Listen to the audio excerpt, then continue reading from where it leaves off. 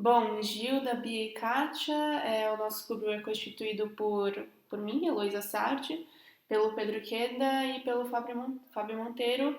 E o tema que a gente escolheu foi falar sobre os indígenas a partir da palestra do Ailton Krenak.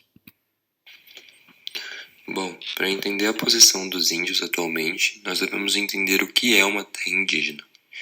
De acordo com a FUNAI, uma terra indígena, ou TI, é uma porção do território nacional que, após o devido processo administrativo de demarcação, passa para a posse da União, sendo habitada por uma ou mais comunidades indígenas, utilizada por estes em suas atividades produtivas, culturais, de bem-estar e de reprodução física. Apesar do histórico indígena no país, as terras indígenas só foram juridicamente definidas em 1973, a partir do Estatuto do Índio, e concretizadas posteriormente com a Constituição de 1988. Sobre a sua importância, segundo a FUNAI, as terras indígenas representam hoje, em média, 30% da biodiversidade brasileira, conservando não somente a flora, mas a fauna local. Além disso, as terras indígenas também são as protetoras dos próprios indígenas, protegendo consequentemente a cultura brasileira.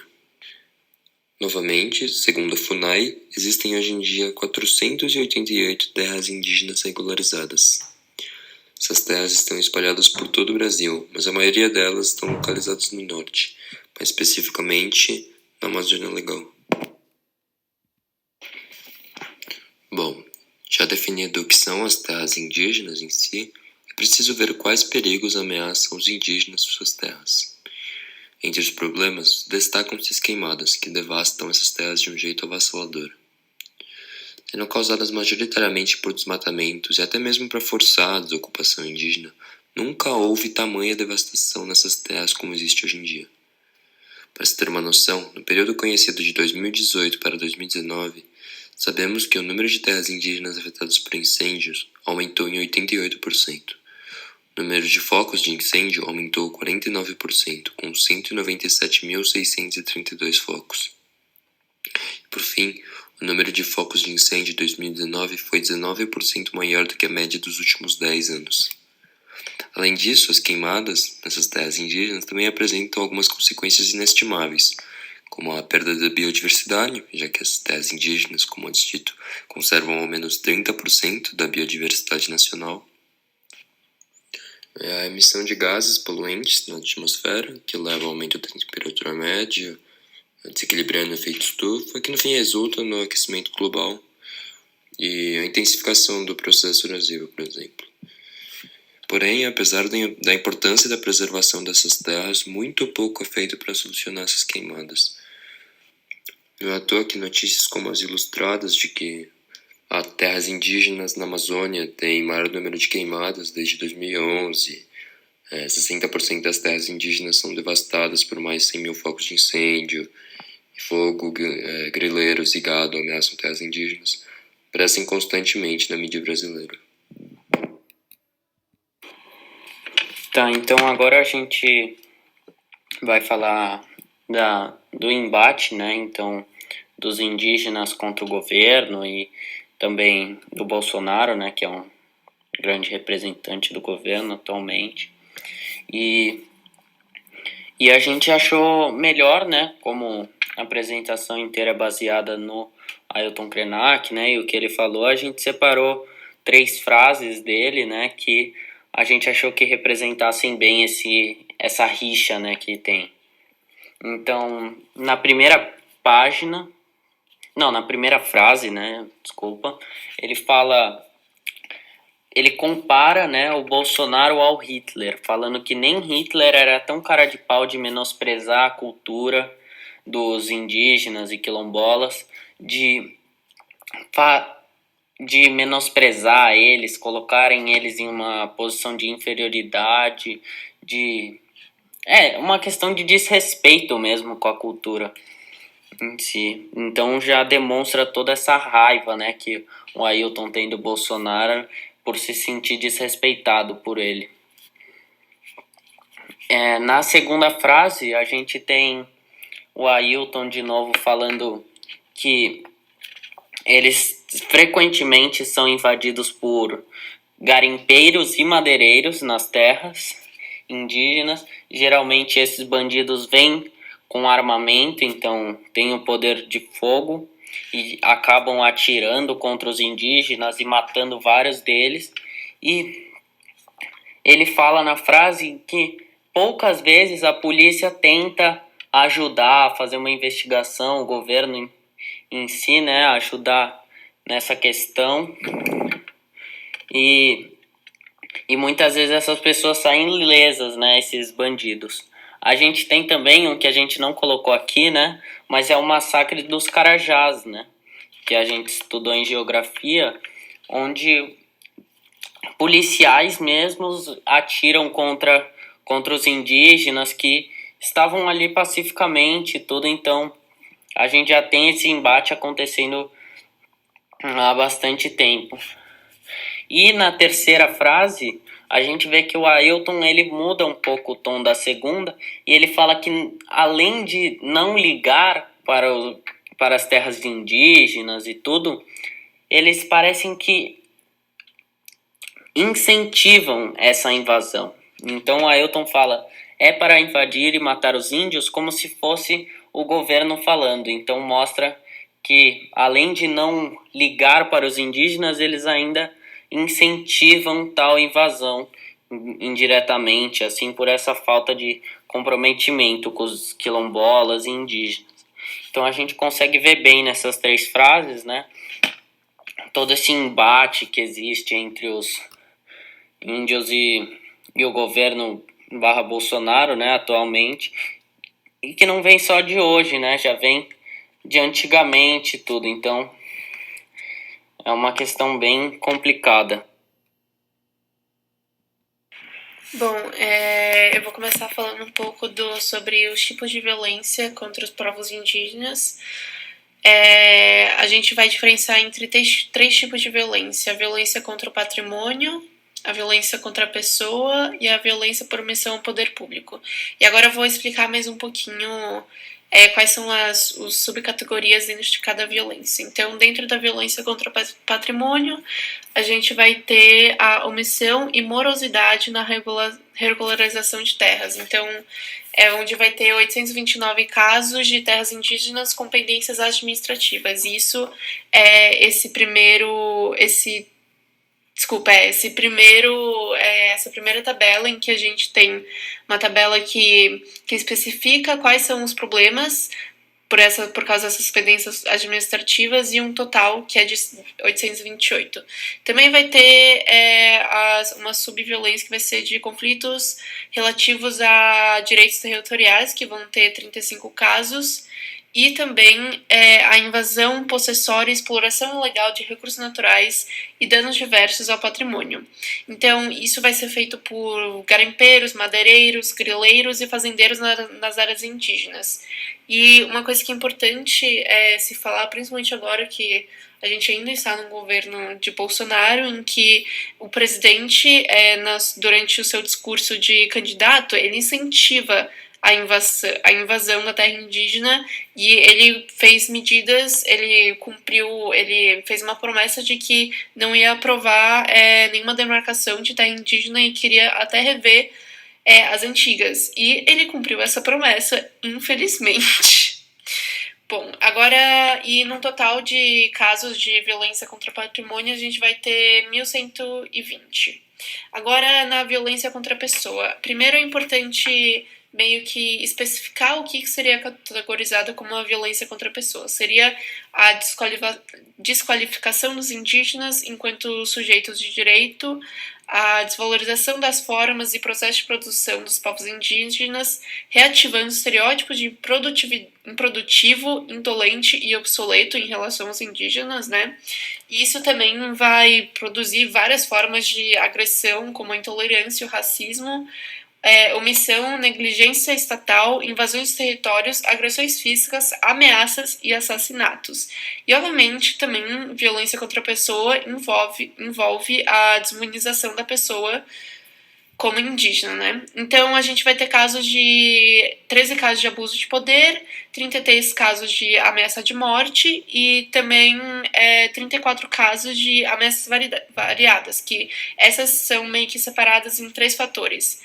Apreensão de cartões de benefícios sociais ou de contas bancárias pertencentes aos indígenas, o enfrentamento às invasões das terras tradicionais e também ameaças às trações das comunidades no sentido de requerer a aplicação de seus direitos à assistência e proteção por agentes do Estado. Então, também a gente vai ter 113, infelizmente, né? 113 casos de assassinato que muitas vezes vão ser cometidos como crime de ódios ou por garimpeiros ou sempre envolvendo questões políticas ou econômicas ou questões de interesse, né? A gente vai ter 21 casos de homicídio culposo, que é o homicídio que não tem intenção de matar, que os motivos mais comuns por causa dessas mortes vão ser afogamentos e atropelamentos. A gente também vai ter 13 casos de lesões corporais dolorosas que vão estar muito relacionados à terra e mobilizações públicas e também com a discriminação e preconceitos indígenas também como um crime de ódio, né?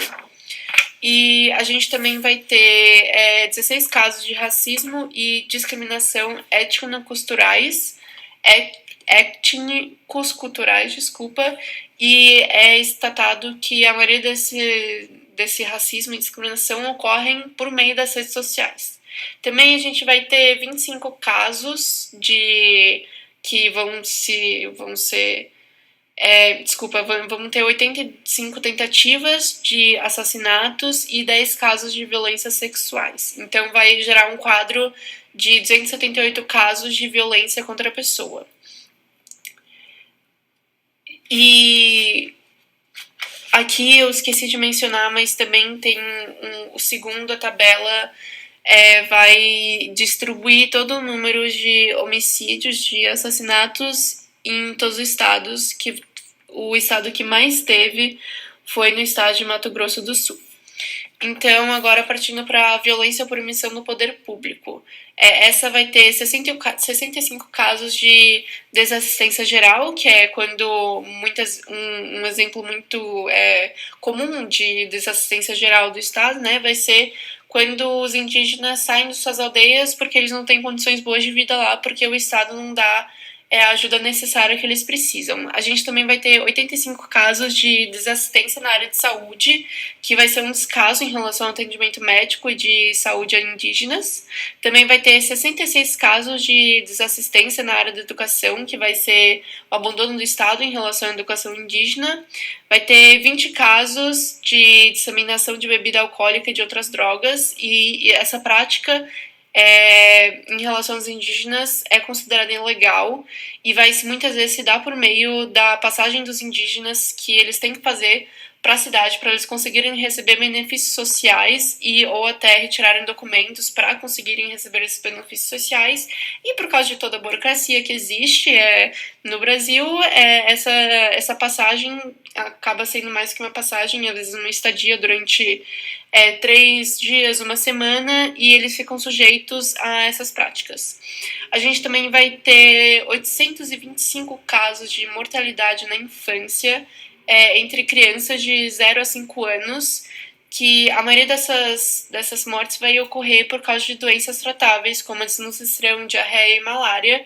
Então, isso seriam doenças que, se o Estado desse atenção, se o Estado desse assistência médica a essa população indígena, poderiam muito bem estar sendo evitadas. A gente também vai ter 31 casos de mortes por desassistência de saúde, que muitas vezes falta assistência médica e também falta muitas vezes questão de higiene dentro da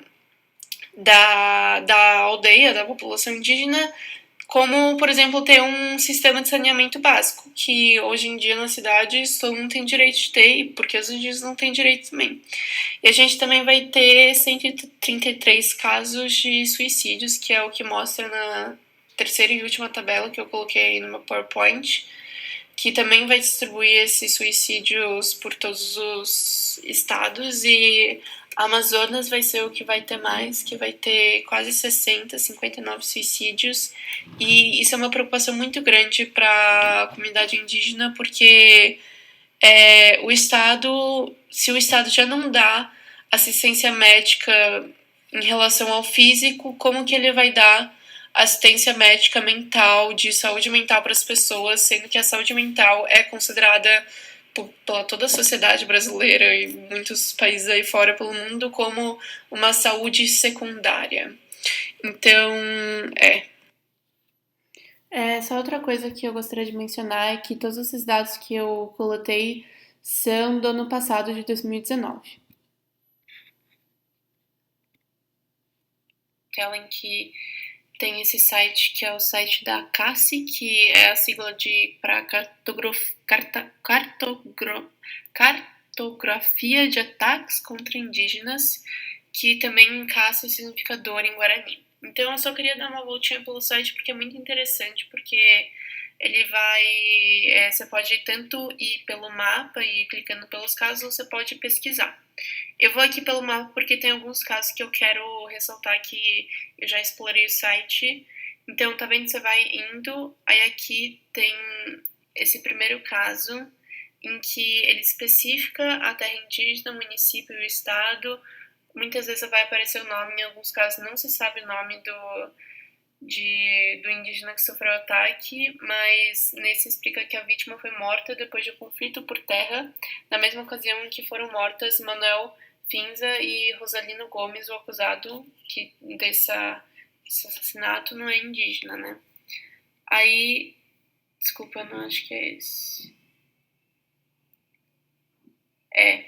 Esse que eu fiquei muito chocada com esse caso, mas que Ednilson Dourado Leite, foi assassinado quando estava numa praça de esporte ouvindo música de campanha política do candidato a prefeito à reeleição, José Nunes de Oliveira Chacriaba, que é a terra indígena dele. Foi atingido violentamente com um golpe de faca sem motivo aparente. A vítima era casada, deixou uma filha de 10 meses e esposa estava grávida do segundo filho. O irmão da vítima, que é uma liderança da comunidade Jacriaba, informou que o assassinato seria cabo eleitoral do candidato da oposição. Então, a gente vê, dois exemplos de assassinatos de pessoas indígenas que são por motivos totalmente diferentes. Uma por conflito de terras, outra por conflito político. Então, eu só queria... Eu acho que eu vou dar mais uma explorada no site para mostrar alguns casos que não tem identificação da pessoa. E, se eu não me engano, é aqui.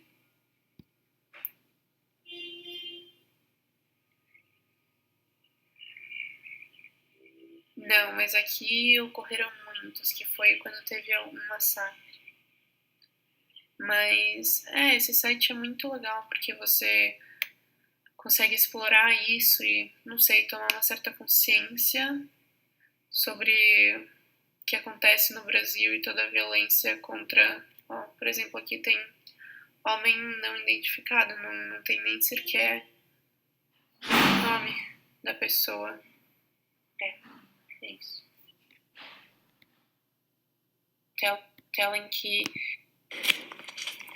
Então agora a gente vai se especificar, né, mais em relação ao Covid, que é uma coisa atual e bem importante, né, em relação às comunidades quilombolas e indígenas.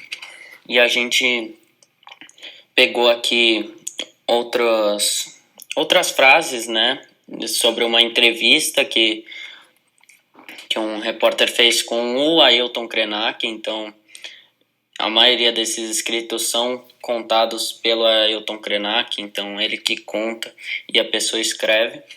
Então, aqui nesse primeiro relato, a gente tem que, no minuto em que ele escreve, né, no momento em que ele escreve, tem 26 mil indígenas contaminados pelo Covid-19, né, 150 de povos diferentes, 700 deles morrendo sem condição de medicação e tratamento, né, adequado, e a maioria desses, né, consequentemente, são idosos e pessoas mais velhas, né, que essas são as responsáveis por passar as tradições da aldeia e tudo, então se torna muito doloroso quando essas pessoas morrem pela falta de tratamento, né, por uma coisa que o governo deveria fornecer para esses indígenas. Já nessa segunda relato, a gente volta para aquela questão que a gente falou no embate indígena-estado, né? Então, ele continua a falar dessas invasões de garimpeiros e madeireiros, que esses muitas vezes são os que transmitem Covid para as aldeias, porque o Covid em si, ele não veio dos indígenas, ele veio da cidade. Então, a partir do momento em que pessoas da cidade vão para as aldeias para atacar, seja para pegar minério, para pegar madeira, esses passam a ser vetores, né, dessa doença e de outras, e pela falta de tratamento, né, e de condição, muitos desses acabam morrendo por não ter como se tratar, né, porque o governo não permite tudo. E aqui a terceira frase muito marcante, né, que a gente tem, é que o Ailton fala que os indígenas já vivem uma pandemia há muito tempo, não em relação à doença, né, mas em relação ao isolamento, porque eles se sentem isolados pela sociedade, porque eles são abandonados pelo Estado, né, então eles passam a agir por conta própria e fazendo medicamento através da matéria-prima que eles possuem, né? Então ele fala nessa questão da pandemia em relação ao isolamento, né, que eles têm comparado com o resto do estado. E aí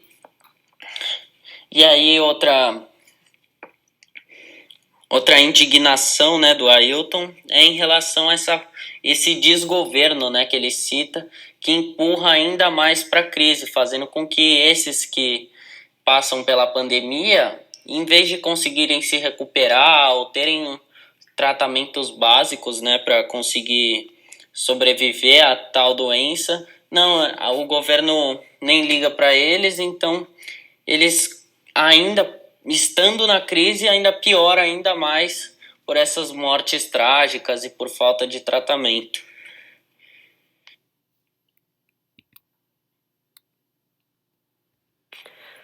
Bom, vou começar falando um pouco sobre a palestra que a gente teve com Ailton Krenak, um gênio.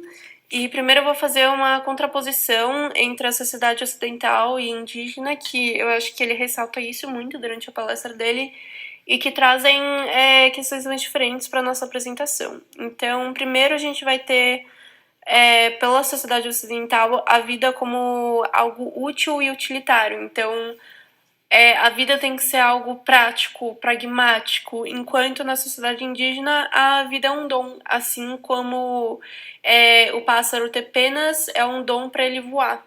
Então é uma visão muito mais poética e mais aconchegante do que seria a vida e como você encara ela, né?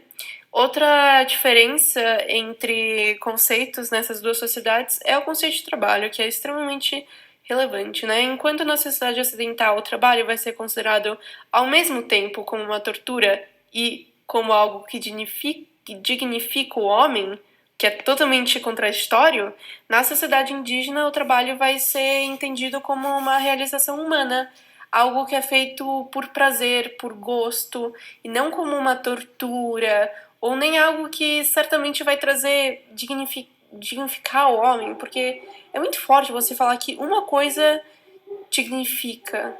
Então, e essa ideia de trabalho na sociedade ocidental, quem fala que o trabalho dignifica o homem é exatamente quem não trabalha, né?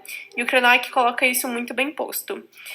Outra só coisa que é importante ressaltar na sociedade ocidental é que sempre vai existir um preço a se pagar por tudo que você faz na vida. Então, um exemplo clássico é o exemplo de Adão e Eva, que tecnicamente nós estamos pagando os seus pecados até hoje, né? E muitas vezes você nem conhece o motivo pelo qual você está tendo que pagar o preço. E isso é uma ideia muito imposta pela Igreja Católica, né? E partindo mais agora para um questionamento que o Krenak vai fazer, que é muito interessante, do nosso mundo, é uma frase que ele fala que o amanhã não está à venda, né? Então, porque ele fala que é um convite para vivermos o dia de hoje, o amanhã. E ele também vai falar que o presente tem que ser aproveitado. Você não pode só ficar pensando no passado ou só ficar pensando no futuro, porque não adianta. E também ele vai falar uma frase que eu achei muito linda, que é: pessoas lindas cuidam dos lugares para eles serem lindos. Então aqui a gente vai ter ele falando sobre conservar o nosso local de... nosso planeta, né? Porque nós somos pessoas lindas, então temos que cuidar dos nossos lugares lindos também, que são os lugares onde nós vivemos e queremos que sejam lugares agradáveis, né? Então, é isso. Isso foi a nossa apresentação e espero que vocês tenham gostado.